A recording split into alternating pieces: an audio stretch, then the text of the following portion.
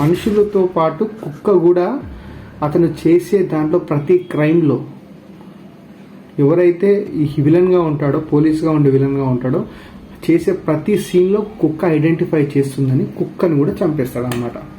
కుక్క కూడా ఇట్లా చాలా డేంజర్ కుక్క ఇది ఈజీగా నన్ను పట్టించేస్తుంది ఫ్యూచర్లో. ఒకవేళ కనుక ఇన్వెస్టిగేషన్ చేస్తే ఈ కుక్కతో నేను దొరికిపోతానని చెప్పేసి పోలీసు ఏం చేస్తాడంటే ఆ కుక్కని చంపేస్తాడు. ఆ కుక్క కళ్ళే మనిషికి పెట్టిన తర్వాత హీరోకి ఎక్కడెక్కడైతే మేజర్గా మిస్టేక్స్ అవుతున్నాయో అక్కడ మనోడు వెళ్ళిపోతాడు అనమాట.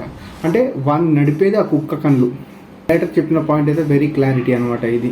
కానీ ఈ సినిమా అందరికీ నచ్చుతుందా నచ్చదు అంటే, ఇంత పెద్ద సబ్జెక్ట్ని తీసుకున్న విధానం కథపరంగా వస్తే చాలా 4 జోనర్లో కలిసి ఉన్న కథే.